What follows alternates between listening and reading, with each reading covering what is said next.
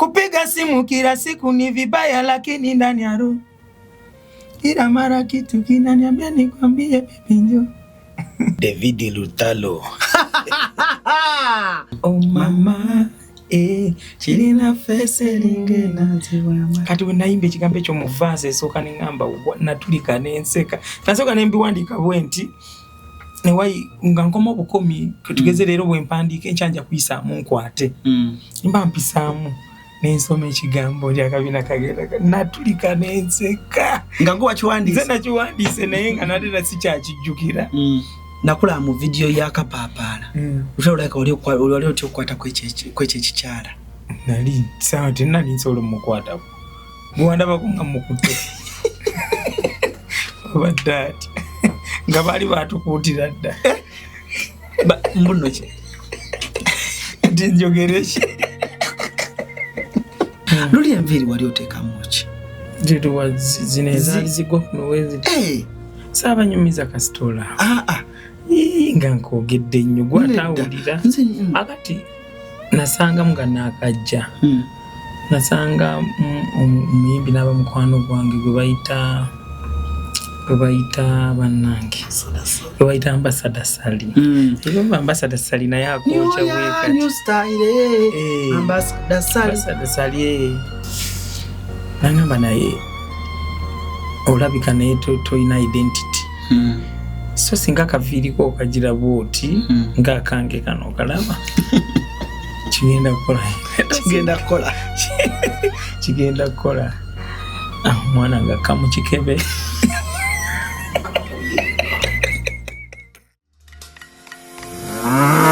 tukwaniriza ku Kasirye Breeders Emityana wogenda okusanga ennunda y'ente eri ku mulembe n'omutindo omulungi. Ente zaffe enteeketeeke era nga za lulyo omuzungu zayita pedigree mu bika eby'enjawulo omuli Flickview, Holstein, Friesian, Ayrshire wamu ne Jersey breed ezigenda okuwa amata okutuuka ku liita 36 ne liita 46. Jangu ku faamu yaffe oyiga okulunda ente z'amata osobola okwenogera ku nsimbi. Bw'ogula ente zaffe z'amata ng'era oyize n'okuzirunda ky'oteekamu ky'ofuna.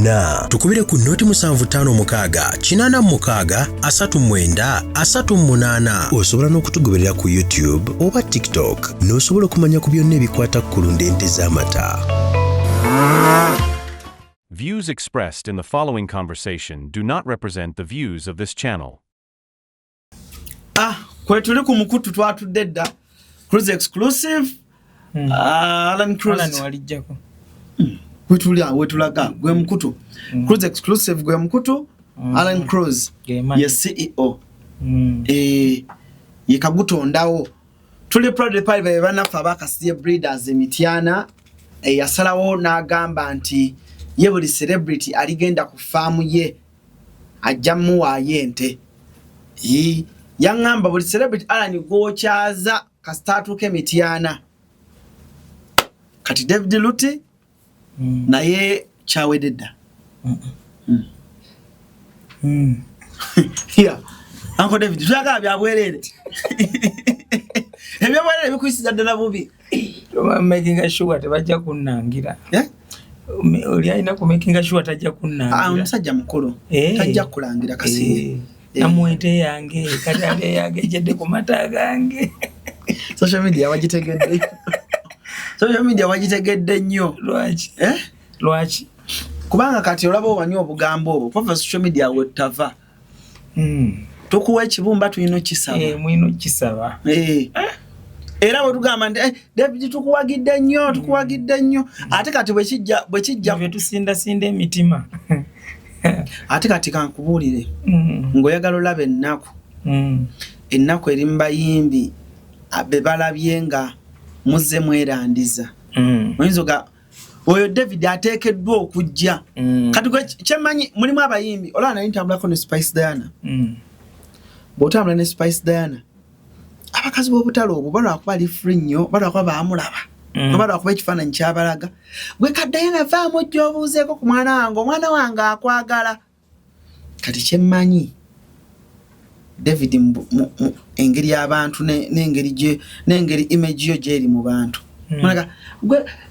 oyo si lutalo gwe lutalo gye kankubuuzeeko nze leka nze mpa ekifaananyi nze kati abantu bamwabo ne kati oba onaakola ki emediation kijja wali osinza okuwulira naye nga fani n'ogaana naye kankimuwe kamuleke kaneeku naye ng'owulira kaakuyitamu bungi nno bungi fani oyo bw'omuleetako naye emirundi egisinga bwe tebaba bafanizi baffe baba bakulabye bulabi awo nga bwe emirundi egimu omuntu bwakulaba ne bwaba si fani wo abaako nekya asobola aba ayagala ayogereko naawe aba ayagala akole ki oluusi emirundi egisinga aba si bafani walufani waliwo omuntu bwati yali akusanzeeko n'agambayo ekintu n'owulira nga lutalooni ate balina engeri gye bakwatiriza mu mmuudu nga tolina gayomba naye emirundi egisinga nze omuntu bwazze bwe mutwala mpozi ng'osusse nnyo naye omuntu emirundi egisinga bwazze bwe mutwala kakyako Alani tobanga otukyolonga kano kasaawa kati kabala katya kabala katya kati wano bwe kayiika ne kaggwamu muno tugenda kuba mu dakika 2 mu ezo kana akantu okuyiika okuva muno okudda muno konna ne kagwera muno kaba mu dakika 2 mu 5 kasi ndi weeruweeru kati wekagira weekati wekagira ke nga nkazzaako tugende mu maaso ndi weeruweeru nzikiriza banaye ndi ne Uncle David tuli wano ali very smart mu black ayambadde silver oba muyite chain ne Uncle David leero walaayi ondekerako silver wano nga byezimala sikyayongerako olunaku obudde tutuse mu ssaawa ezitagaba ssaawa mekaze bagabirako kunze si buli omu kati ssaawa zange ebyobwerere byakomye ssaawa 10 ogambye otya Alani ebyobwerere byakomye ssaawa 10 kati olina okunguyira nga ssaawa tezinayira 10 mukwatagana mutya nekkula maani waseno wamaani yo oli waseno ki ekyabagatta ennyo tuyimba ffenna twagala music ffenna tuwagira omupiira ffenna no matter the team you support biki ebirala akuyimba yewe abawagizi nnyo akuyimba nga Arsenal bagikubye nnyo muntu ki gw'osinga okutya ku ssimu yo nga Arsenal bagikubye mba celebrity g'omanyi nti oyo wamaani yagikuba n'agifiirako kula maani Papa Misa kisema kula aya Papa Misa kyasooka ku ssimu yo kyokanga nsaasira musaasire bwe bamukuba mu maani yo kubanga basaagala alinnye basaagala alinnye nemusirikira netakimanyi Papa Misa kyo batoyagala alinnye basaagala alinnye yategedde naye nange nkitegedde papa nja kuyimba ani yasooka kukubira nga babakubye mu PSG PSG teyatukuba kale mwawangula kale ani yasooka gwemwemu ne babawo ekikopo balina akakodyawo ke bakola ne batutwalako ekikopo ani yasooka kukubira mu baselebrity be Uganda okusunga tewali yankubira wajjako essimu nsagijjaako naye era nali sigikwata omupiira ogwo wagulabirawo omupiira ogwo nalina omukolo gwendiko so tebansasula nakunsasula naye awo kwakamwesi twali kwakamwesi kwakamwesi nakuwulirirako ennaku we nali Alani tewali kizibu kingwako n'owulira wallahi olaba nti mpagira United naye omuntu gwe nasooka okulowoozaako ne ŋŋamba Alani lokoka David awulira Alani lokoka towampulirirako naku yannuma bw'omu naku negenda ngewona bw'omu byokka ne watuuka bulungi ewaka nali ngenda ku show oba nabayimbira biki nze sikyabijjukira nabijjukira nalwedde twali tuwanguddeko ekikopo kino kyaluma nnyo mwatulangiranga nnyo kiri eri simanyi myaka 2 mu emeka teyakuluma bro it's okay teyakuluma kuba even right now kyemanyi bwe nkyogerako obolo fuluma studio sijja fuluma nzo kubonko ochimanya ko David oleko okaba mangu kwa mpulabo oleko oyagala nange nze lutalo kati ebintu ebiri emotional byebinkabya ebintu bino ebya bulijje. But you love Arsenal so much. Yes, I love it so much. Ate you don't look like Arsenal. Munange I was surprised. Mfana naji. To Arsenal rujifana nako ya. Ola music go yimba naji. Ufana na Chelsea oba Liverpool. Naye munanga abantu bali to bafana nako ya. Ziwangu de kubikopo like. Yes. Champions League. Ate jukiro oli muwanguzi. Arsenal tetwa wangu tulina ekikopo kimu bibiri bisatu tulina ekikopo kimu bibiri oba bisatu oba bino oba bitano tulina bingi tuli bawanguzi like embeera zo muli mukaka nnyo bolowooza ko David toyina bigambo musajja wattu Gorula band naba mawuli buli omu akogerako kyayaga era the first time abantu bakola bakongo oyo mbakantu kange kewampa n'abantu ne bankubira bangamba gwe David buli jayomba sabula non-sabula toyina maanyi musajja wange olipowa nyabo olipowa ebintu ebimu okusinzira bwe twakuzibwa tubyerekereza okusinzira bwe twakuzibwa okusinzira ebbanga litumaze nga tuli exposed nga tulinako bye tulabye ebyamaanyi ebirungi biki bye tuyiseemu kati ebimu tubyerekereza ogamba wano nafuuka musajja kino okireka onanoonyako kino oli anoonyako kiri naye nga era bw'onnyigiriza ennyo mbanga kakapa ako ne kakapa tokajogeranga mu ruumu emu wawafunda tokajoga mu kwetaasa kayinza okujjamu amaaso kati embeera ate n'endiga ng'etambula ekutesa omutwe bweti tolowooza nti eva temanyi gyekola ki gyeraga so abantu nga ffe ntukwatenga bulungi gye tukoma okwagala ennyo okwagala okujjawo gye tukoma okubeera ate era nga tunyiiga off your head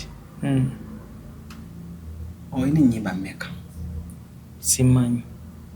Sijja kulimba. Sijja kulimba kiringa nakubuuza oyina ebirevu oyina enviiri mmeka? Ebyo bya butonde. Enviiri ziri ku ggwe ebirevu biri off your head nga bonaabuuza Celine nomuga Celine oyina ennyimba mmeka? Tina bibiri. Nze simanyi. Omwaka guno sinna balamu. Kuno gokka. Waliwo ebbanga lyenzija n'embalamu naye kati ndudde obalamu. Nyingi. Concert ye mutoso atuyimbira nnyimba zo nezigwayo. Ezisembayo 15 nziyimbira Butebe.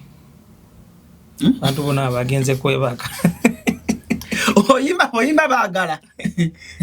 Nimba bako otulone tubaluma.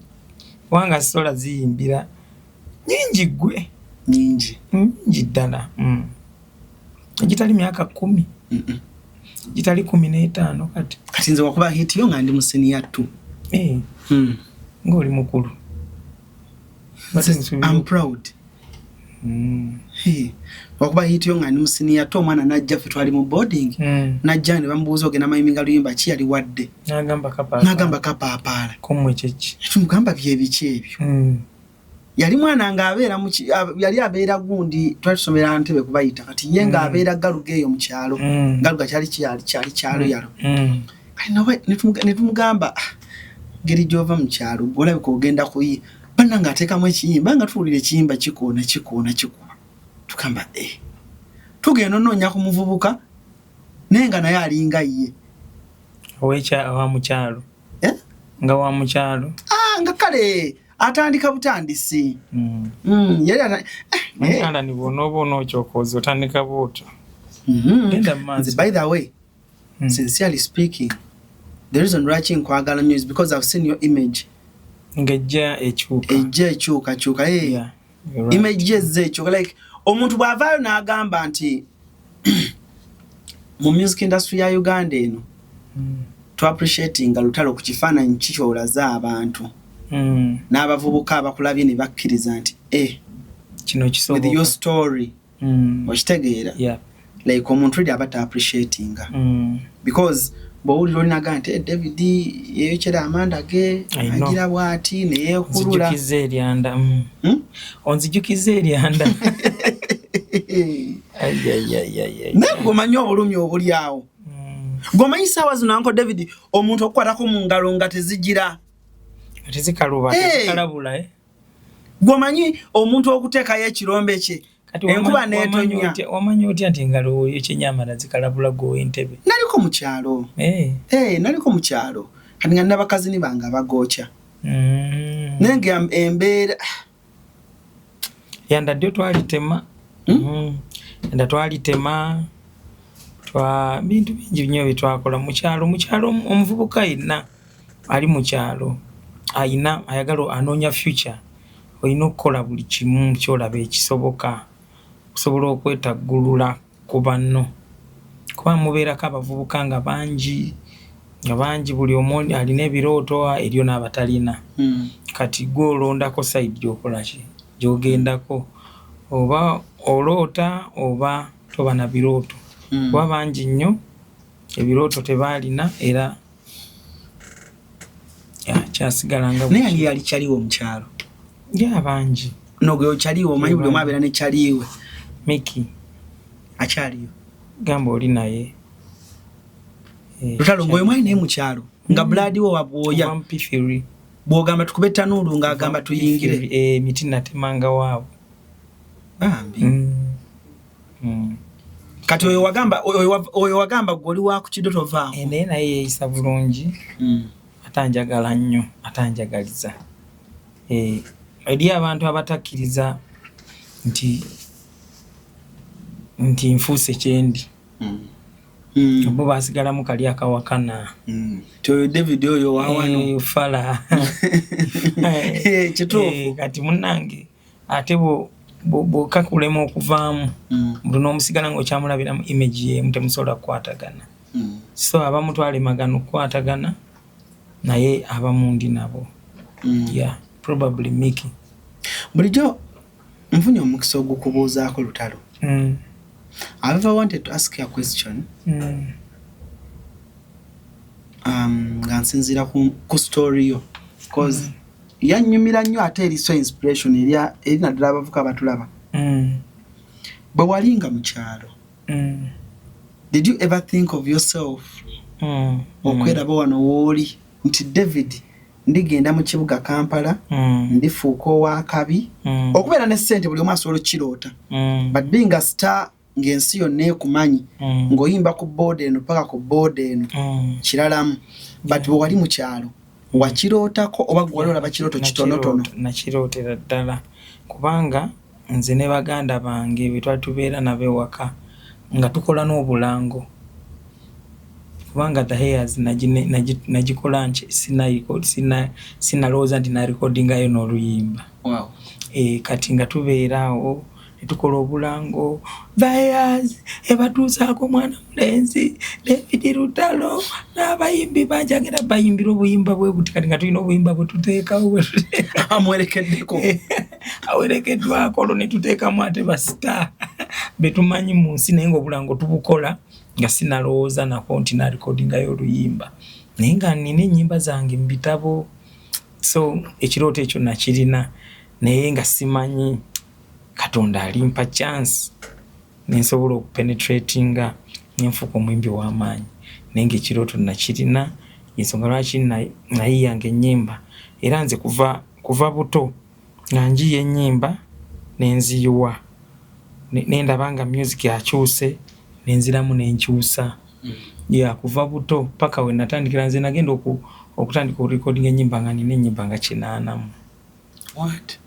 songa ngenda droppingamu engamba kati music yakyuse yadde luno lulungi sikyasobola duyimba ne droppinga kati ate nenzira wano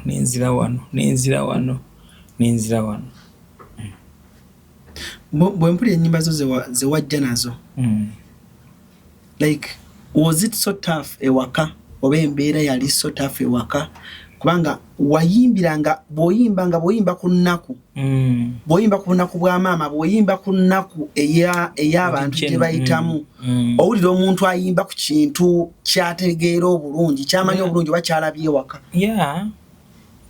Muzeeyi wange yalinako ssente ne zikendeera omusajja so kati ffe twakulira nga ssente zikendedde naye nga tusobola okwetusaako ekyokulya kubanga yali yagula ettaka tulima yatuzimbira tulina waka naye nga sinti buli kyoyagala okola ki okifuna naye ng'omuyiiya osobola okwewolako embeera ewalala nti ennaku esobola okuba teyatuuka ku gye nayimbanga naye ng'era mulaba mu community bw'ogattagatta ennaku eri mu kitundu ng'emala bulungi okujjuza oluyimba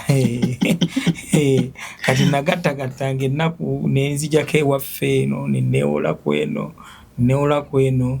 n'okuimagininga olaba nga n'okuba akafaananyi n'ogamba kati ffe ekitulemesezza okukulaakulana singa gundi omugagga tubadde tukwatagana bulungi ng'atwatu byonna ng'olowooza birowooze n'ogamba naye abagagga tosobola nakugendayo batusosola nga takusosolangako ng'otuulaawo n'ogamba mutuufu tekisoboka tosobola kyamaawo kati nze n'ennyimba oluyimba olwo nti batusosola naye ng'amazima batusosola lwalimu nekali tugabaneko akatono nomula g'oyambye lwero oluyamba olwaliyita yamba batusosola tebatwagala batusosola tebatulaba mu kabuntu omwavu bamusosola olwo batusosola lwaliko alubamu yasooka oluli oluyimba lwembadde ennyimba lwe bayita batya yamba oyo muntu muno yambe lwaki olwawunyo duperforminga sometimes thinking oba zirina zizikuzaayo kubanga nina ennyimba nnyingi kati ennyimba ng'ezo mba njagala fani n'alusaba fani bw'aba alusabye then ne concert yo okikkiriza ne concert ntera oduyimba ku concert ku concert ntera oduyimba simanyi oba gwe ogusoose okikubuuza oluyimba lwamu abantu bonna bayambe waliwa bantu batesobola kubanga bw'ogenda mu mabaala eyo mu pabu ekiro bambi si mu bubi naye abalimi abatalina bambi magulu buli muntu alina kyayagala okusaba naddala mu bivulu gye tuwangaalira lwe luyimba lwasabirako era olwo yatuuka n'agamba kalutala oluyimba olwo nalubawa baluperforminga wali obaddeko mu audience n'obalaba mbalaba n'okubawulira mbawulira manyi ogenda ku show nga bukyali n'obeera awo n'osooka owuliriza ennyimba kuba Katonda mpadde ennyimba nnyingi sirina nsonga lwaki olwo mba ndulunkanira nga waliwo abasobola odukozesa era ndwawo n'oduyimba mpozi nga faani atusabye oluddo lwabwe bwoya bazadde bakukkirizamu kyenkana ki ng'otandika okuyimba bazadde bange bakkiriza nti mmanyi okuyimba naye bali tebali nnyo sure nti nabo basobola ovaamu omwana n'afuuka ow'amaanyi naye nga bamanyi nti mmanyi okuyimba era olumu taata yampitanga David wangi taata yangu nga yeebase mu buliri bwe nyimbiramu entandika nga nyimbe ku buno obupya nyimbe ku bukadde olwo ng'ate ninayo n'obukadde kyokka nga omaze okukuba yali akimanyi nti owandiika nti nyimbiramu obwa owandiika kayimba kyakakadde k'oludde nako nga ko wakawandiika ddamu kati gwe teebereza nti batusosola namuwandika ndi musinia 2 kapaapaala yali faka sinia 4 sikda nnyo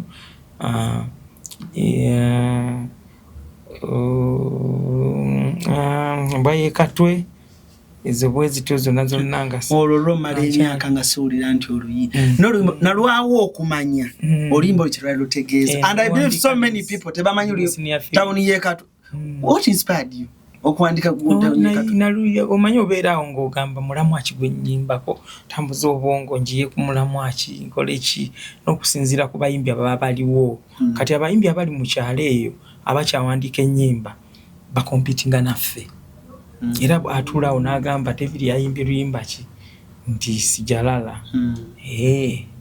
endonga eyo etambula ekitegeeza mu challenging bonna abaliwo mu biseera ebyo bamayinja kati okimanyi nti mayinja nze bamayinja regimu y'abamwami mayinja yajja natandika ddowandiika ennyimba ng'andikaana katonzi nga mpandika ennyimba gambye najjanga nkuza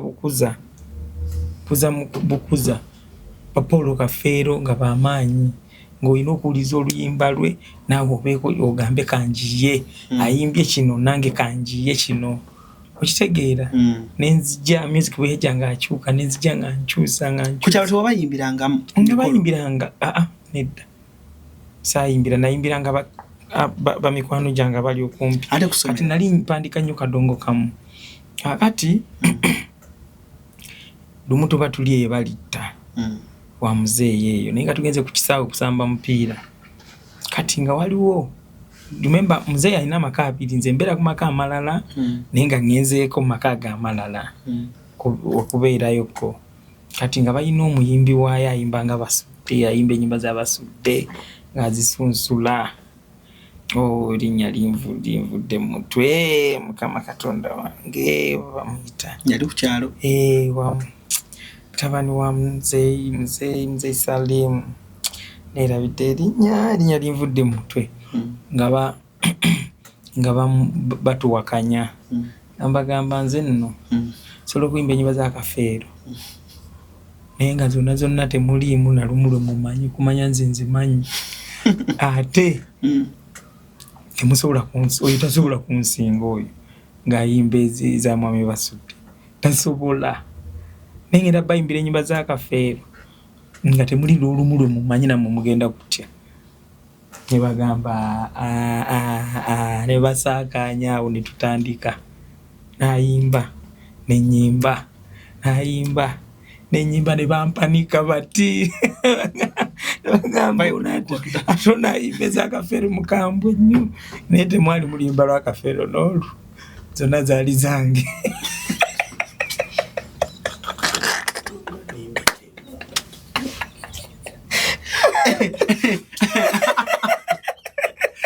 wali osampolingira mu bbo zange naye nga nsampolingira mukko nga nsampolinga owandiika oluyimba lwagala ofaananamu olwa Kafeero lwagala okitegedde kati ze nabawa zokka ne bagamba ate banayimba eza Kafeero tetuzimanyi n'ezakabi kubanga nali nina relics ennungi engumu nga tosobola buuka ogamba bugayi kijja kitya nga luno sirumanyi naye byaddala olina peeni bambi Mungu aba yakukwasa omutwe yakuwa peeni yampe omutwe ogwo oluyimba lwa bwoba ogamba walwanika mu senior four vanga oluyimba lwa Kapapala what inspired you omwana wa senior four oluyimba nno nali sirabanga nze nali sibanga kweyadde ne girlfriend mu senior four mu bbanga lina uwandikiro oluyimba wali tobankweyadde n'omuwala you a virgin nali I was a virgin. What inspired you a virgin? Nali ndi kuboa, mva kuboa. Ndebesa amazzi bwenti Naikondo. Ndebesa amazzi bwenti. Tuni nejja. Zelelo nsaze onkutwale. Omulungi asinga empisa. Domula nembisula wansi. Ensogambire kandi nno n'ekitabo nempandiika mu akantu eddanga bwe mpandiika oluyimba nga mbikwata nga mbasobola kubyerabira naye kati nnamala recordinga ne mmala okuwandiikaako nendyoka nkomawo nenno n'ebidomola nenzirayo nempandiika era vaasi eyo esooka gyerimu ekigambo ekyo ndi akabina kagenda akapaapala omama kirina fese lingena ziwama kati bwe nayimba ekigambo ekyo mu vaasi esooka ne ŋŋamba natulika n'enseka nasooka ne mbiwandiika bwe nti ne wai nga nkoma obukomi tugeze leero bwe mpandiika enkyanja kuyisaamu nkwate mba mpisaamu n'ensoma ekigambo ky'akabina kagenda natulika n'enseka nga gwe wakiwandiise nze nakiwandiise naye nga nate nasikyakijjukira nentulika n'enseka nnyo ne ngamba ekigambo nga kyakisiru nnyo kiri faana ennyo nnyo nnyo naye kino ekigambo ngenda kiteeka mu chorus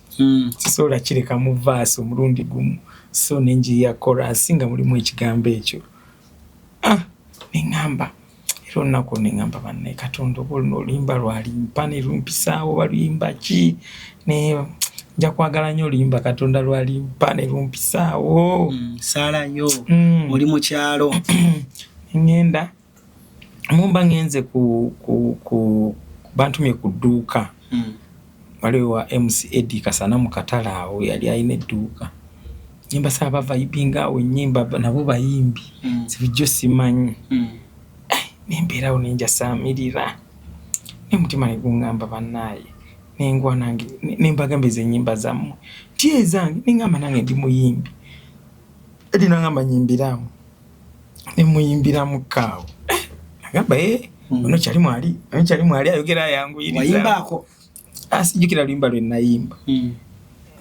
ne mugamba nentwala mu studio gye mwa recording teze ennyimba nagamba kulwokunajja tugende ngenda mu town mukutwale nandeete wabba kuli awo netugende wa Mozart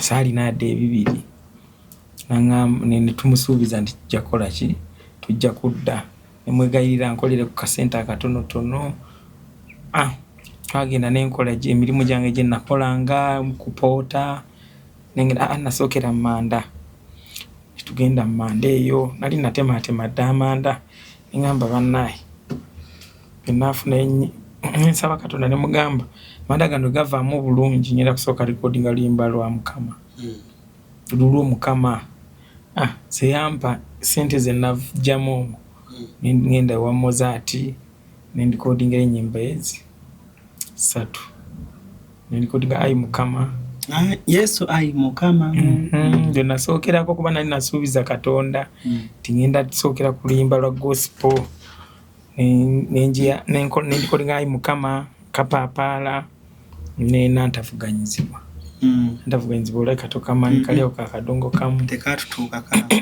gwe katatuuka keri abakamanyi kuba kali ku album eya kapaapala membe album nagifulumya kati abantu abagula album eyo manyi so akayimba ako nga kyakanteesaako ennyimba ezo nga njagala nti abantu bwe bansiimira nze wenja okuyimba then saina kwesosolamu nti nze sijja kuyimba kadongo kamu sijja yimba kino sijja ekimpisaawo kyonna njagala kimu kuyitawo so ngamba kanyimbe mu bandi nyimbe mu kadongo kamu nyimbe mu gospel nze wonna we banjagadde wengenda okuyitira munabo okuyimba nengendanga ku Mozart okurecordinga gye nasanga Kulamani omulundi ogusooka Kulamani wamusanga eyo namusanga eyo 27 wamma Kulamani we yakulekera stage ku show ye anti twali backstage ku show ya Kulamani ku papa bali wajita batya show njera biderinnya Kulamani ayimba segment esooka bamugamba lutalo kati agenda kuyimba gendo okyuse bali batya munzikizeeko oba sirigala ani sijja kugala Golden bwagulawo basiyagalawo ndutegedde kati bwe yagulawo ate ziyalina okugalawo twali backstage shonze najigala twali backstage bambi lutalo njagala okwebaza webale kwagala nnyo Kulamani nga kyali tuvudde wala kubanga Kulamani yali backstage ku show ye ng'abantu bajjudde ne bagamba Kulamani amaze oyimba segment esooka ddayo kyuse lutalo bw'aba avuddeyo addeyo kyali backstage nekigamba kati close kati kolowooza mbeera musiru kaba maliriza ebyaddala nze kasita nfunye sente abamalirize nze nzirawo ng'osanyalaza bw'oti nagalabalabalaba bangamba namugamba gajangu yagamba leka abamalirize nze ngenze n'ayitamu baakulandisita waggulu ne yeebaka abafuluma gw'owulidde babuuza n'abamazzeeyo mbawadde obwedda bambi we bali kwagala kulamaanyi kula bwetyo munetuvudde wala era nayagala okubuuza nga njagala okubuuza Lutalo mukusooka era by the way bw'ogamba nti we virgin boy by the time oluyimba lwa Gundi we lwafulumira Kapaapala nakulaba mu vidiyo ya Kapaapala Lutalo like oli otya okukwata kwekyo ekikyala nali sawa tenali nsobola mukwatako bwandabako nga mukutte obadde ati nga baali batukuutira dda mbuno ki nti njogere ki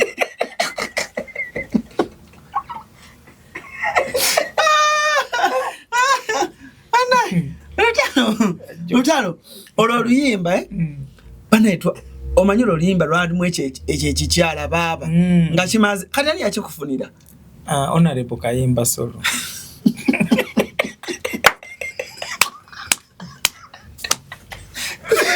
kati akifuna akireeta nze bye bamujja ne mu video nze neyo tukola video saamulabako tewamulabako saamulabako nze kubanga bangamba nga kola bwoti nga mukushootinga party zo lwaki bangamba nkole bweti kati bonga bamuyisaawo wano nga nkola bweti ninga nali simulabawo party zo bazishootinga zokka zireke nezisooka eno naye weyabigulirangaawo saali nayo saabiraba naye zino ezisooka naawe olimba nga bamulaga mu mira bamulaga wano nali mutono mutya nali mutya ola nali nkyalimu nakalya olawe bagambanga nti we mukazi wo ng'onyiiga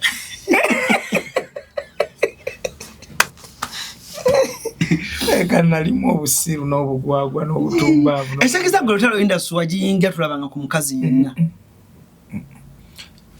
ekitegeza bano abakazi ba industry bano be basooka okuyiikiriza nedda nalikodinga bwe mala okulikodinga ennyimba nenziteeka nenzifulumya olwo mbasingidde industry mbasijingidde ombuulira studio ngamba sinaba oba oyingidde mba njingidde kati awo wanfunga naawo naye ne bannyumiza emboozi nti alabika alina omusajja omulala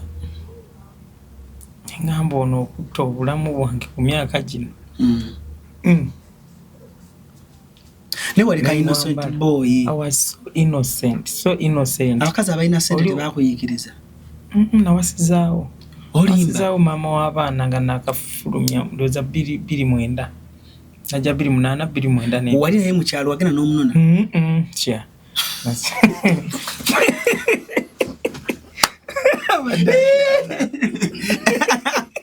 agambye abadde atyalani munayinza okwenda akawala ke wali weegomba eruweero nogaka neno ne kali nalonda ku bimyula bya mu kibuga muno yogo olina kati seka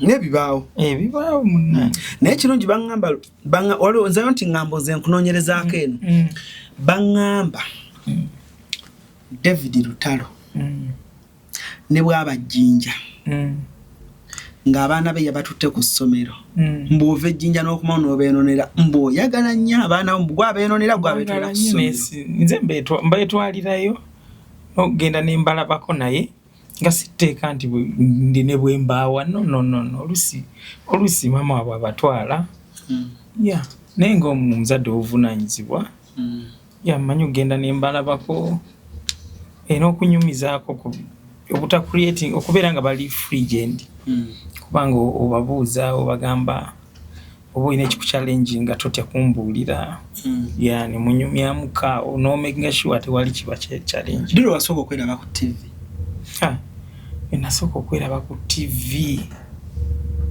anti TV nze kitwala mirundi mwali Luweero mu Central mu tawuni nali nzize mu town kubanga akayimba ke kakuba nga ku radio Uganda ne kakuba ku Tiger FM ne kakuba ku waliyo radio yalinga kakiri nga kakuba nnyo kati nalebo kayimba solo ne Nampala ku Radio Simba awereza nnyo akola analysis ku mupiira ne banoonya ne bangamba twagala ku managinga konze tufudde kubanga Mozart ya managinga ko kawo naye nga ali busy nnyo era yatwala ngo obuyimba obwo je nkambye nyenkyala ne ku beat FM wero ne bakuwulira jjukireyo eyetulireyo olwo olunaku olwo sirirwera biramu byafaayo byange ati mba mu studio za beat FM ayimba kayinga kakuba kubanga programu eyo mukunja ali akyaza ba upcoming akayimba kakuba natwala obuyimba busatu kayimba kakuba kapapala staff yona nevayo neringiza ne balingiza balaba omuyimbi yayimbya akayimba nensanyuka kuliko remember kuliko batsosola ayi mukama zona ne bazikuba omulundi gumu ne bata amasimu atu ne bawana nze agamba oyo omwana bannangatu asinga bagundi asinga bamenya wa amanya ngamba banna ekyo Mozart nanvuga nanzize wa Bakuli naye nga ngenda bwayise kati awo okuva wa Bakuli ogenda ali bwayise zinali nyomawo nnyo ngantambulawo obutambuzi mpita omwoka wala biki mba nyingira bwayise nti nga mpise eno kulweka wala awali bridge kati awo mu Kitogo nga ku somero bali bayita bwayise SS idi haundo abaido ne banywa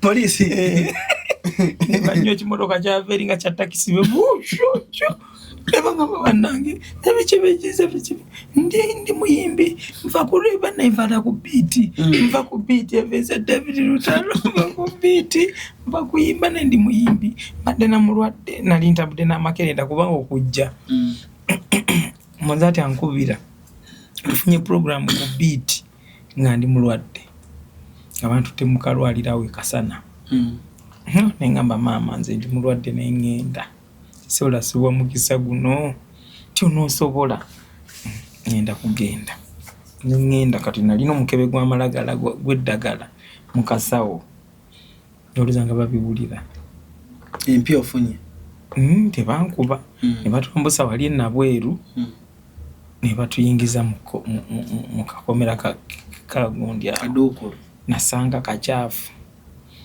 waliwo munno mukabi na wali wano waliwo yebase kafunda ningamba nzo nsinza kwebakawo nyine simba mukasonda nali sawa nganya azekiro zingidde 5 mukaaga musanvu kumwendeyo nogoka era agambe tosobola kusulawo katonongwe muno mukabi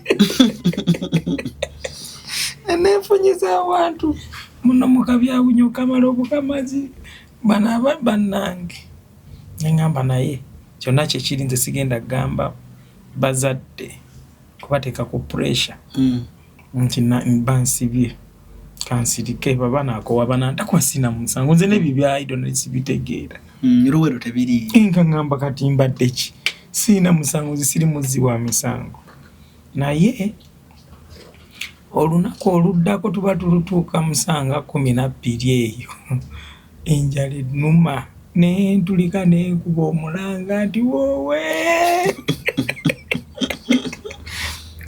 bane bagamba obadde ki bakusibidde ki aido naba aido bano tebabasiba nnyo omusirikale najja nangamba wandyagadde okwogera n'abantu nze yali aganye okwogera nabo nenkuba essimu nenkubira taata essimu nali nina ennamba y'emutwe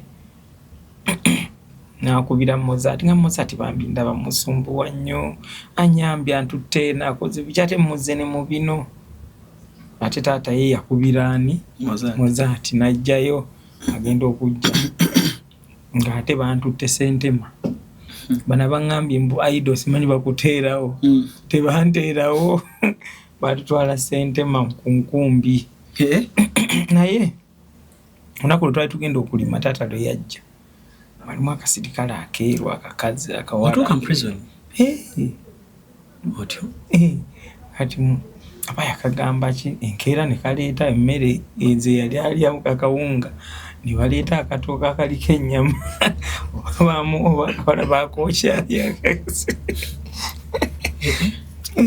kakati taata ne bakola entegeka ne bajja ne banzijayo bwentyo nenvaayo netudda ate omukwano gweyongera nnyo nti baba mukwano nnyo ne Mozart kubanga omuntu akujje mu kkomera nengenda nendeeta embuzi yange nengimuwa netubeera bamuwa wagenda mukyalo n'omuleetera embuzi kubanga kyali ki kugamba yakola ekintu gwe okunzija mu kkomera omukwano ne gweyongera nnyo nnyo nnyo nnyo nnyo nnyo Mozart mwagala nnyo nnyo nnyo Katonda alinkubagizayo ekirabo ekirungi ekimujaamu n'ekimuwa akyali mukwano gwo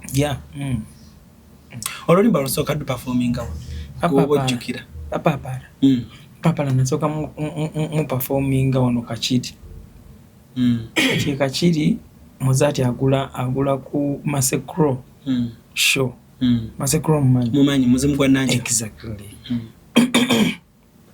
kati Mozart okuba alina omuyimbi gwa promotinga remember eyo kayimba kali kakubanye Kakiri gye nagambye ne Radio Uganda ne waffe ku ground eruwero nga kangi nyababa abantu mu luwero nokasanga wano nokasanga wali nenga bamanyi nti era kako nga tebamanyi nga naye nnyumirira nenyumirwa nanjala bagamba kayimba kange tumunsanga obatadde bino ebizindaala ebweru emizindaala emingi paka oluyimba lwa Papa Misa Kisemakula First Aid siri lwerabira mbazaamu kapaapala bannange oluyimba lwo ennyimba nga mpulira ziri kule nengamba ekitegeeza nange ninga bali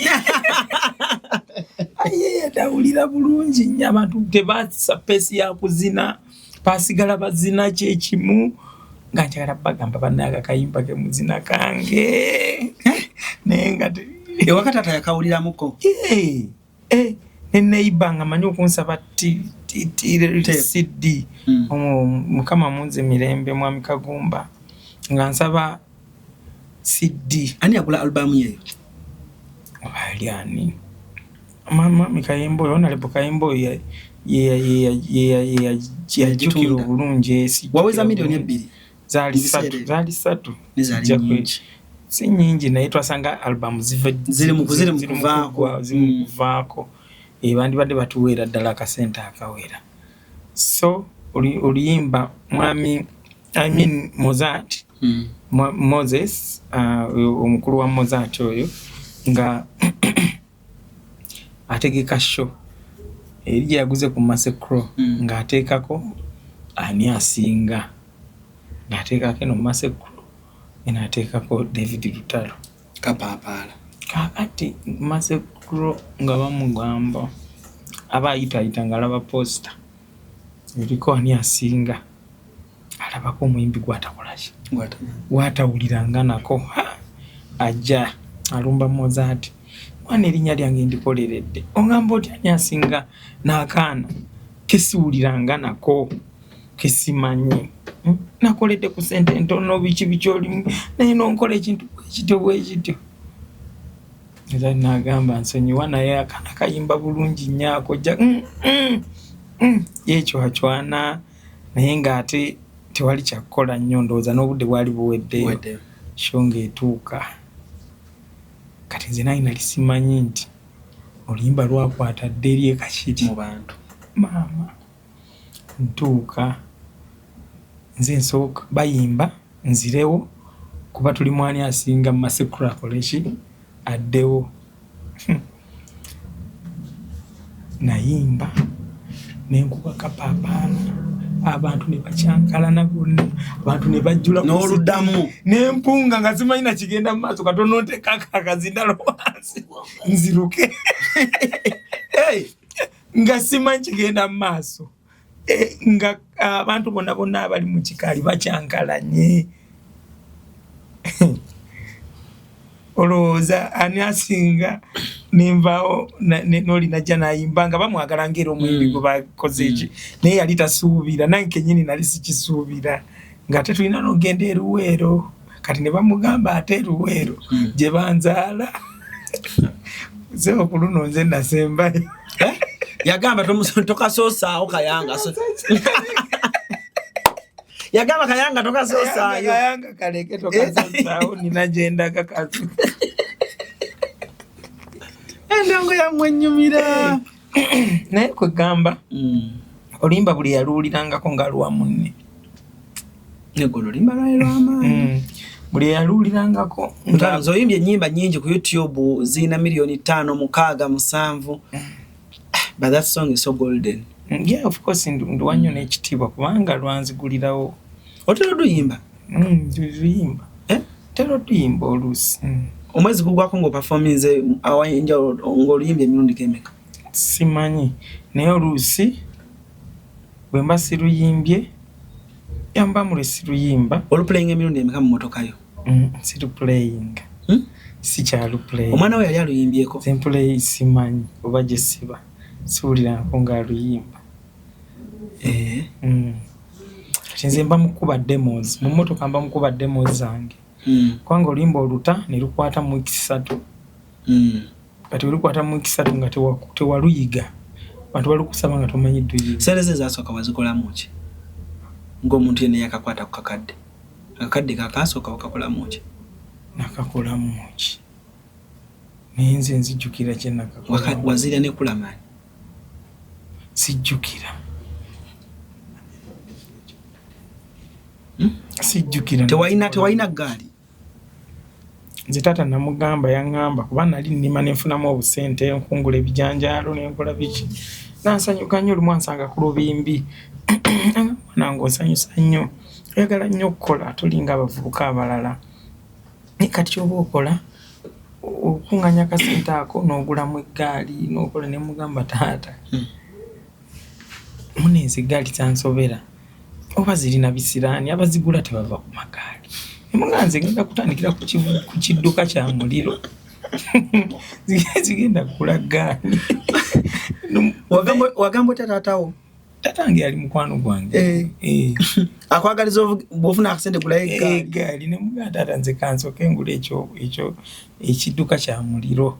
Ggaali yo simanyi kikyerina.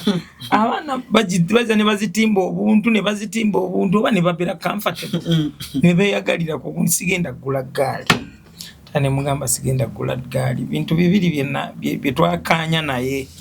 Tatange mubazi yali mubazi then yafa waali nedda waali mulamu naye musajja mukulu mukadde musajja mukulu so yampita lumu ng'abajja nali nina byenkolakola ebirala yabajja kyokka mu kubajja mwe tujja school fees mwe tujja mu biki nange omulimu ngulaba ogwawaka naye sifaayo kugenda kukola ki kuyiga kyankwatireko wano nkwata mpereza cramp mpereza landa mpereza biki ebyo by'omubajjiro kati nangamba naye lwaki tobeera wano n'oyiga omulimu guno emirimu gino egy'omutwe mirungi nnyo nemugamba taata kituufu mirungi nnyo naye kati tulina baaba waffe mubazi nnyo yakulinamu n'ekitone naye ffenna we tunaakola okubajja tugenda kutubira bwe tutubira luki wali oyina kaki tutubira lumu wali oyina kaki simugamba ngayomba confidence yo nga yali waggulu ngayomba eyamwanda maini nda mubulira bulizi point yange kaka mzee yali ize kati nze kanyi ayayaya mukambwe nnyo yali mukambwe nnyo naye omukwano bwe gubaawo nga toli mwana muwulize tisigamba nti oba oganyi buganyi naye n'omutangaaza abazadde abo kobere n'omwana wo n'aba ku kyakugamba nga ukirabamu amagezi tosobola kukambwala ne bw'oba mukambwe ogamba omwana ono osanga alimu omulamwa kati nze mugamba kampite ewalala tulabe okuba bajja baba we kumukolera eno oba gwe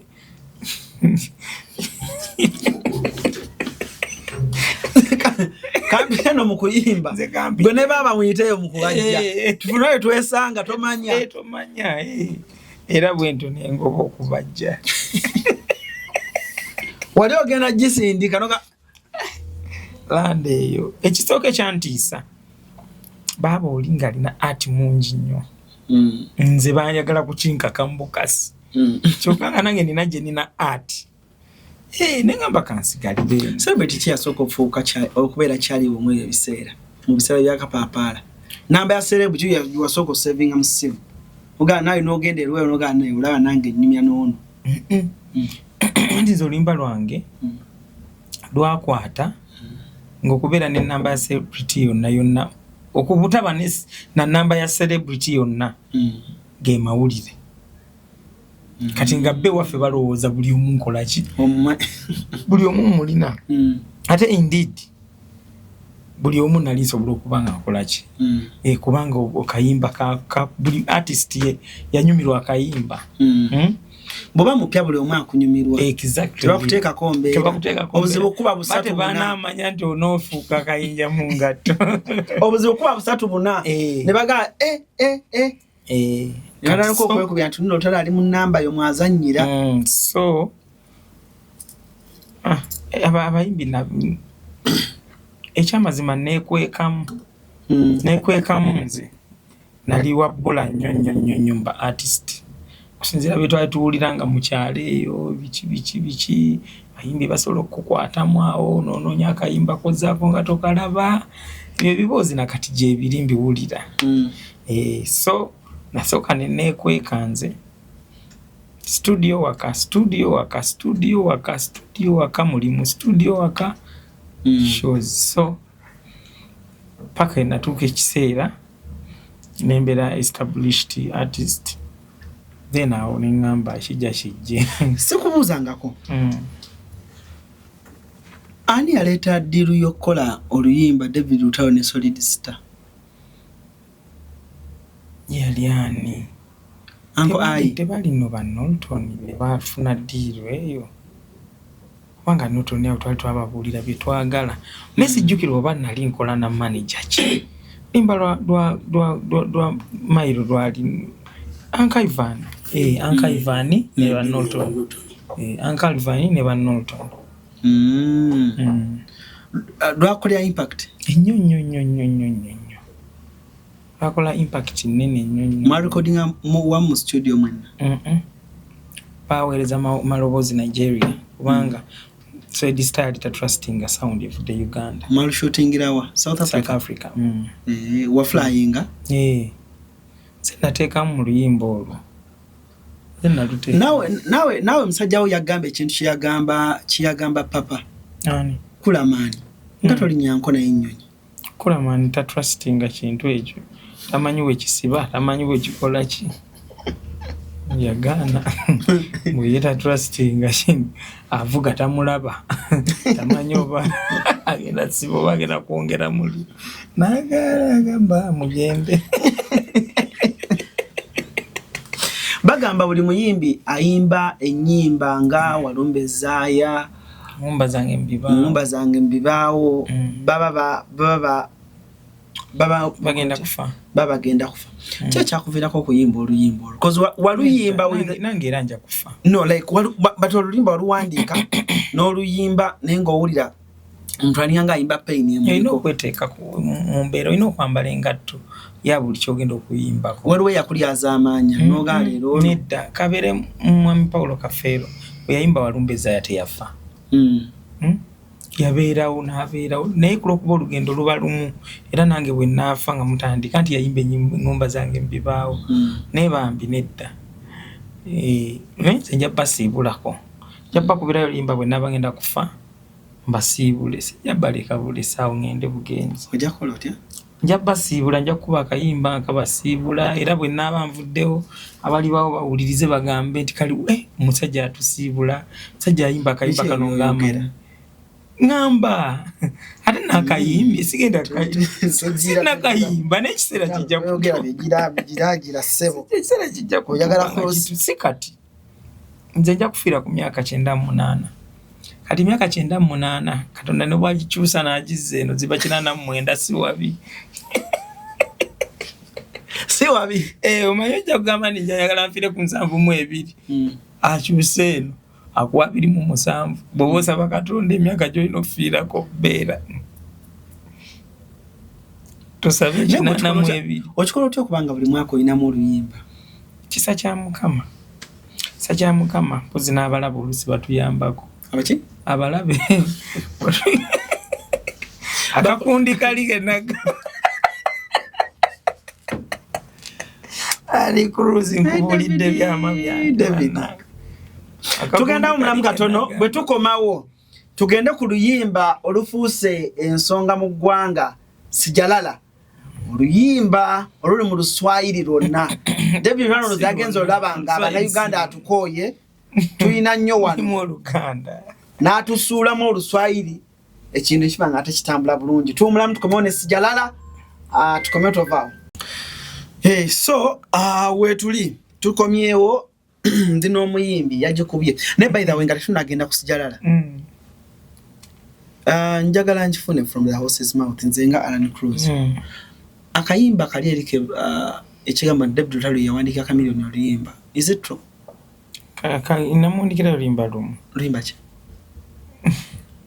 oluyimba kiri wadde omanyi ano kyova ngambi njagala forever ronna nenze seefuuyira mulere seefuuyira mulere akayimba kali kange nyimba kali kange Dr. Najja n'okamuwabwe twali mu motoka n'akawuliramu nagamba kano nga kakabi akayimba Chameleone ayimba nnyo nti ne bw'oyagala muwa buyimba 10 oba oli sure nti agenda bukuyimbira bulungi naawe osiime wali wandikiddeko abayimbi abalala Elena yenena gwa muwandiika nawandika paati zange nabo ne bawandika ezaabwe Radio and Weasel radio yawandika ze nayo n'owandika ebyo ne Weasel n'awandika ebyo omanyi nze nakola ebyange nenvaawo nali ngenda mu tour eyo mu Eastern so nenvaawo nabo ne bakola ebyabwe nze nali kamaze okuyimba ebyange nga temuli byabwe so nagenda okudda ne bampeerezaako nali nkomawo ne bampeerezaako gwe kayimba kaako tukamaze wulirizaamu nkawuliriza nga kanyuma kana kayimba k'eminyolo ebigambo wabijjawa nina ekisanduuku nina ekikufu eki tugenda kukola emmere ennyumba ngibunye olina ebintu by'owaana olina ebintu by'owaana ng'omuntu atula wansi naga nenda kuzimbira ennyumba ngibunye eminyolo ankuteeka omwone nkuwalava erimu ebisoko bw'okabanga nkusiisiitira wakirindya mu ndago tebakuwandiikira nkoluyimba tebampandikiranga kuluyimba naye waliwo ennyimba zenkola mu nnimi ez'enjawulo so kati nfuna omuntu oyo amanyi ennyo olulimi in case mba nkola ensobi no instead of this we can say this and this Sijalala wava ku ky'omuteeka mu Luswayiri kumpi 80%. No producer yampitira engoma nga maze ogikuba nani Pamola bamita Pamola Mukongo wamachero valwanya wamachero walunywezezza nnyo wale waliwo Abannayuganda bakubalinga aba producer bawana nete batuukiriza bana yalukubye banange omwana yakubye Sijalala so kati nampita nenkola mu flows what ne bitunyumira nnyo ani yawandisa Oluswayiri olwo ne bitunyumira tu nze nkugambye nze ndi muyaye nnyo ndi mugezi David omanyi Oluswayiri Yes, of course. Kidogo kidogo oba? No, ninaongea. Unaongea Kiswahili? Kama unataka mzuri. Sina shida. Poa sana. Haba, watu kuja Sijalala. Unaipenda? Napenda, mimi napenda Sijalala. Mimi napenda Sijalala. Sana. Sana. Sijalala mzuri. Yani ngoma nzuri sana. Kiswahili waliwigira, wali msirikali. Wakina complex. Ni tata wange alimanyi. Mwakulya Barracks? Yali abajja agundiza Barracks? Bumanya tata amanyi nnimi nze n'okunsinga. Tata wange. Kuyigira Oluswahili? Kuyigira Oluswahili? Basi gwe kusoso kuwulira ng'oyimba Oluswahili? Yeah. Inspiringa nnyo neze ntudde nga mbeera n'Abatanzania n'Abannakenya awo nga babeera wange. So kati emirundi egisinga nga twogera. Sijalala kitegeeza ki? Sineebakako. Kati olimba lutegeeza ki lwonna? Nti muwala gwo wansuziza bubi nga seebase? Sineebakako jangu. Like mwasuze mwenna? Naye ebbanga lye twasuze ffenna. Ali wuwe nange ndi wange. Naye sineebakako. Kati ndolaba nagaa kupiga simu kila siku ni vibaya, lakini ndani ya roho okube simu buli dakiika si birungi, naye munda munze kaganda ali mukubira kintu kingamba kila mara buli dakiika kintu kingamba jangu nkugambe kingamba muyite. Sijalala. Ati nga kugamba sineebakako. Pozi lugenda lutya? Omanyi lutalo by the way nze kankuwulira. Oli omu ku bayimbi abatono. Nga bw'omuwulira mu luyimba lwe bwawulirika ne mu live. Yeah. Omanyi ali omuyimbi gw'ogamba nyimbiramu nga bwe wayimbye. Ne katuga mukazi w'omuyimbiramu ku makya. Yakukoowa. Ani? Mukazi wo. Anti aluwa. Abakazi baagala bayimbiramu. Anti aluwa. Waliwo we bunamwaya. Toyinayo? Sirinayo. Baliwa? Gye bali. Nze singombe Sijalala. Kupiga simu kila siku ni vibaya, lakini ndani ya roho kila mara kitu kinaniambia nikwambie baby njoo. Twale. Nyawala iri nyuma binyuma. Lutalo nawe. Na ebinyuma.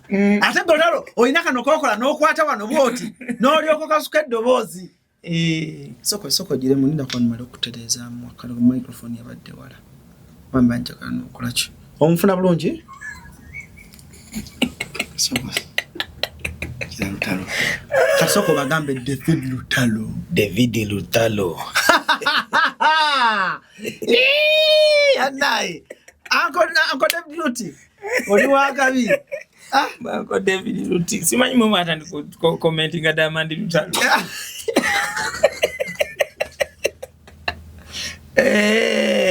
Ala. Mama atandi. Atane wewe kombe mwanga Lutalo. Nga David, nga Platinum. Ndiye kombanyo. Bajja kutya mu comment section. Ne uncle ya ina collabs okusinga. Uncle ya ina collabs okusinga. Tatudde ku Sijalala nze yasinga okunyumira. Mpa nze njaga dobozi linyumira. Kupiga simu kila siku ni vibaya, lakini ndani ya roho kila mara kitu kionsekeza na kale kantumule. David kale yimbira. Nawe yimbira kale nze kantumule no. Choga mu kwasa ensonyi. Soko yogere Sijalala. Sijalala. Mimi nakupenda Sijalala. Naye ankole biwajikubye. Amina mukama yeye. Munaku 7 milioni ye Mungu ojimaze. Kama mulungi munange. Kama mulungi olimba olwo. Kali akakundike nagamba. Twamanya ndikagenda dukuba. Twamanya nze ne timu yange. Tugamba remember that tubakubye embuzi ku nkondo. Tubavumye. Ali ne tumanya bagenda tukuba oluyimba lwonna bagenda twesasuza. Naye tusabe batukube mu butuufu.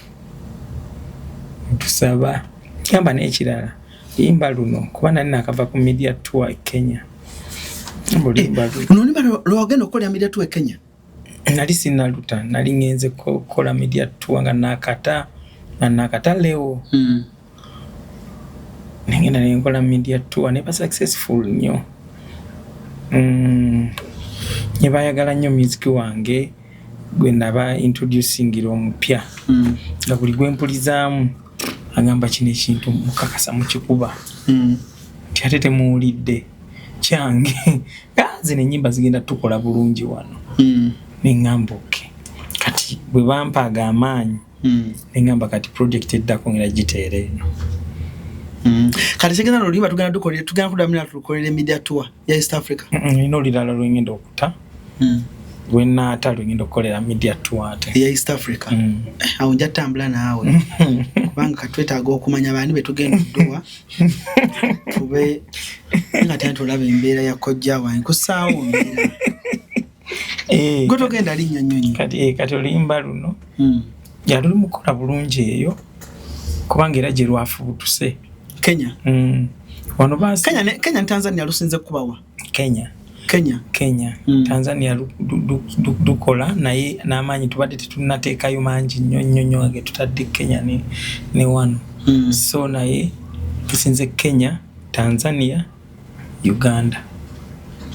Uganda mwateekawo ko ku mbeera nekibalemere neki kali akakundi kali kasobola okuteekako embeera naye bannayuganda ne bagamba Mama Sfa yalutegedde luno.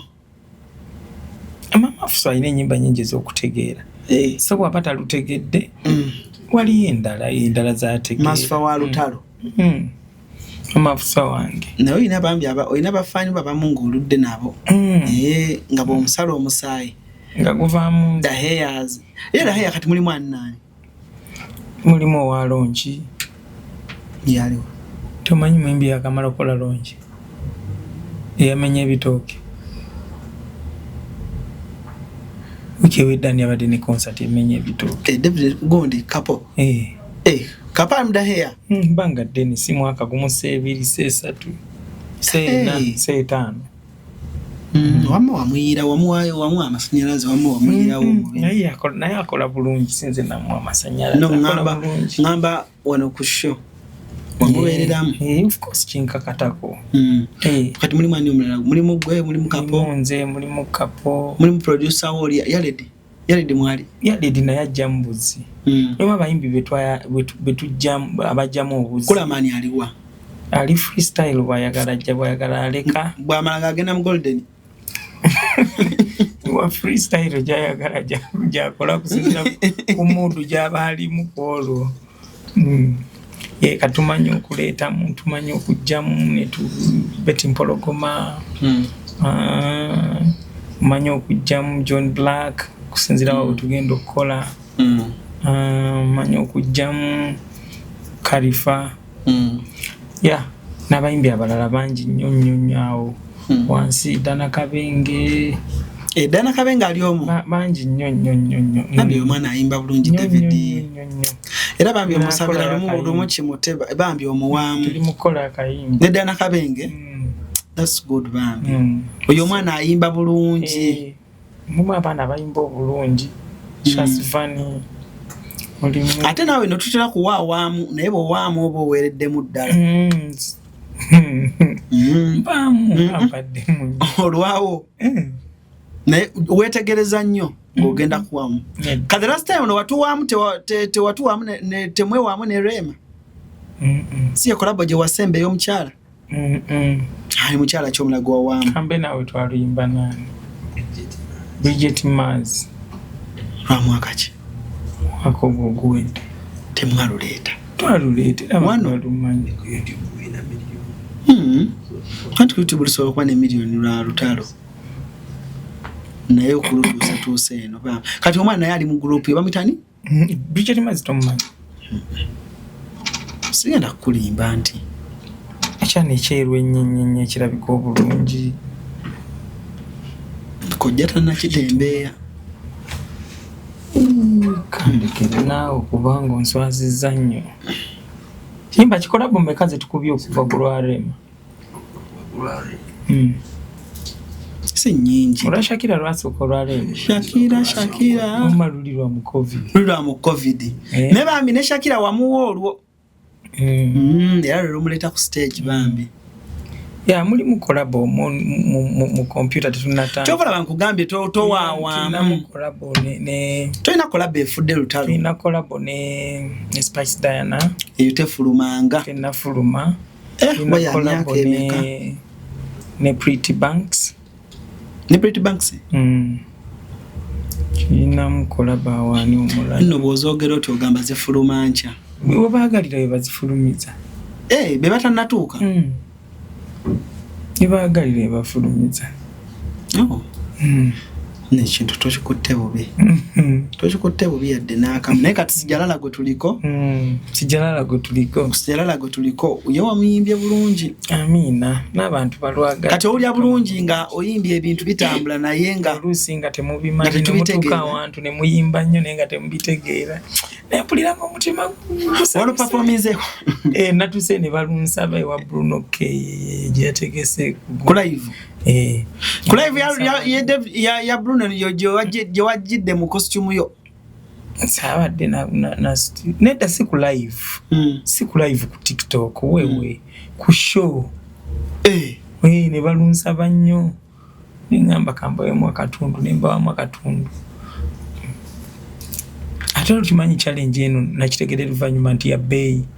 Se omuntu agula enkofiira n'agula kana akantu n'agula akakooti. Bannange watu nabasaba ku live.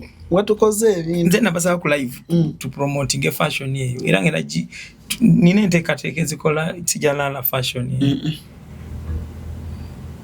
Toyonoona. Ate mumumanyi.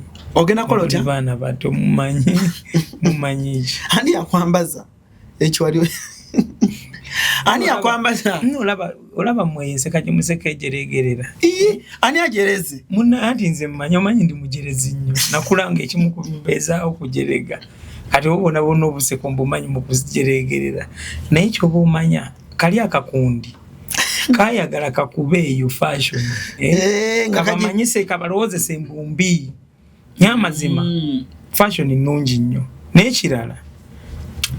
Olaba abantu bayimba ekintu nti kibi. Naddala Bannayuganda twagala nnyo batutegeerere. Tuleme okwetegeerera. Eno ndwadde mbi. Ensonga lwaki abazungu bakulaga nti 8 mbusabbi era nawe nokkiriza tugoberera bugoberezi tetwawakana namu. Abantu abasinga baagala nnyo okugoberera ebintu ye kasaabula abangi nga bagambye kyekyo. Era ndowooza bwe natandika okugwiyo ne ngamba bannange emu yebbiri mujja kumala mukkirize kubanga naye nomala otukolayo oluyimba ne Diamond ate no munnange siri saagala. Era si kyekindi ku mwoyo. Tweka kola oluyimba ne Diamond. Tekirina mu pulaani zo? Tekirimu. Kirijja buzi naye nga tekirimu. So waliwo abayimbi ba East Africa benjagala okukola nabo. Ngani? Mwebali. Kamili wali okozeko naye? Ya naye oluyimba twalutulira. Mwalutulira? Mwembi? Ndowooza. Mwatufiiriza? Oluyimba twalutta. Naye nga gyeruli? Gyeruli ne ku YouTube okwo kweruli. Kweruli? Ku YouTube? David Hall featuring Jose Chameleone? Olumanyi Francis? Oli tasalawo. Oyina olima ne Bebe? Danga nakajja. Oyina olima ne Bebe Cool? Baluyita batya? I can see. Oba. Olulimba by the way oluyimba collab ezimu ku golden collabs z'okoze ne zinnyumira. Oluyimba lwayimba ne Kenzo ne Zabafana. I love that song. Yeah, oluyimba olwo nali Kenzo yajja tukole collab ne tugikola ne mugamba ne waliwo ekifubuka kye nalabye. Kiyimba bulungi. Ziza nali Musanze ba studio bagitanga batya yali awo Bakuli nayo nga erimu producer bamwe bannange. nimezeeka banange kubanga neerabira embeera zo ziryawo bwezityo kati olaba nenoonya nemugamba tuteeke mu kiri ekivubuka kiyimba bulungi nemunoonya ziza okimanyi nze nawandika ne vaasi ze ezo ziza kukkiriza Uncle Luti naziwandiika mubuuza gwe wandika zo vaza bafana moro olimba lwamu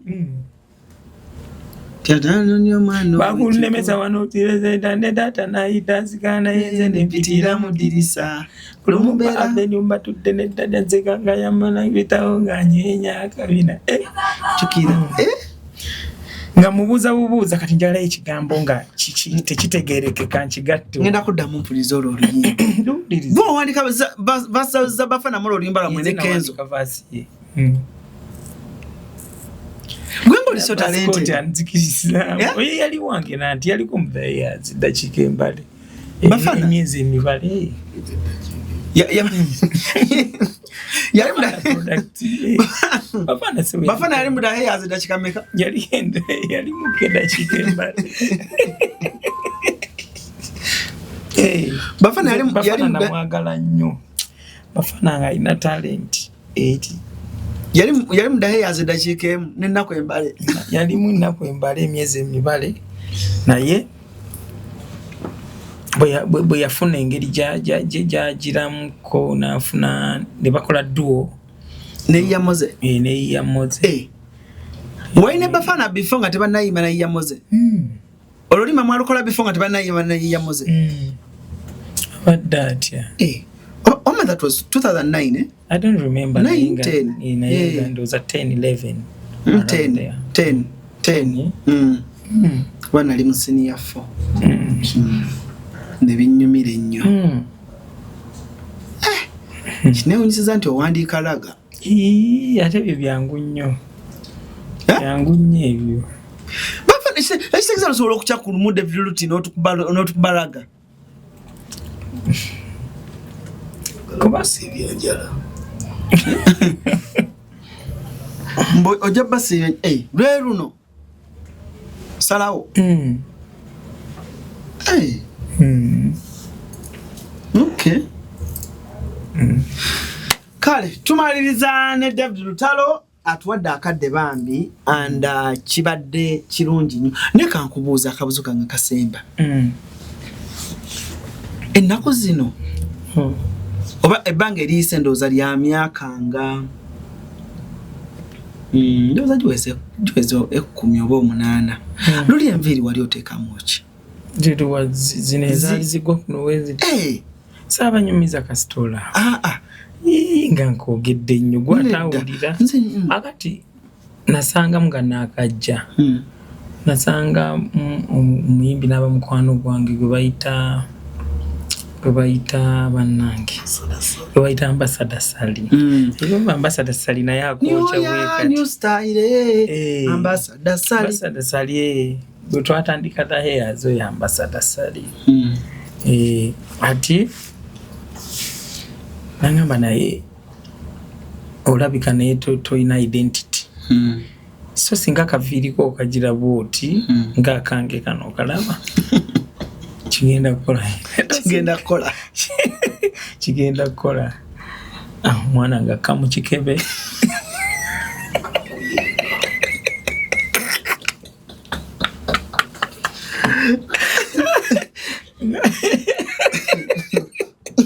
nga kamu kikebe ng'ajjayo ntuumu ya kizigo ng'atereza kaviiri ani abisiigamu ebizigo Ambassador Sally yanyamba nnyo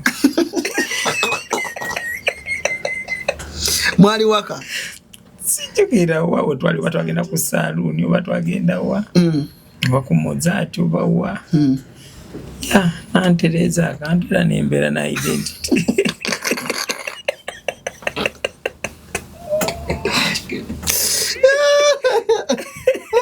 Lutalo wali okola akaviiri nga naffe tukusaasira naye nga talina kyakukolera ng'omusimbi nguyuwoomu banaye ng'osetinga kakadde ke wagambye genasokoba iza n'okuba nakasa mutwe Lutalo wali osetinga akaviiri kati bwe ntyo era nagamba olw'ebizigo ebyali ng'ebya bbulu nga binyereketa bwebiti neŋŋamba kyeka kabambi yasigangamu ebyo kati ani akubuusa n'okivaako ekizigo ky'omunviiri oba nze neebuusa nzekka neŋŋamba omukazi agenze mu saaluuni nga nagenda mu saaluuni ekivaako ngamba kankireke naye nga identity nali njeetaaga so ne tuyiye akaviiri akalala k'okusala obusazi kakkoleranga kali eri nze bwe nalowoozanga nali mmanyi musiiba naye n'ambasadasali yali akwata akazigo banna yakavaako nomulaba kamba namulabako nga ze yakomawokko yakawummuza yakaleka naye nga luli akagira bwati ambasada yatulekera luli nga akagira bwati naate gwe wali okisusa baaba ye tica ndowooza nga piro yo bwefaanana ye tica bambi lutalo kulekayo welcome back banga ddene ndowooza nakakolera emyaka nga3 nankibula kati emyaka giweze emyaka giweredde ddala nakakolera emyaka nga3 mu baana boyinamu omuyimbi baana bakyali bato bakyano tomulabamu sibalabamu kuyimba baana basooke basome obusawo banaawulira ng'okuyimba bakusobola basome eŋŋamba abasoma obusawo abasoma ki basooke basome kale ebigambo byebisemba nko David Luti ebigambo byange bisemba abafanzi mwebali kunjagala mwebali nnyo mwebalire ddala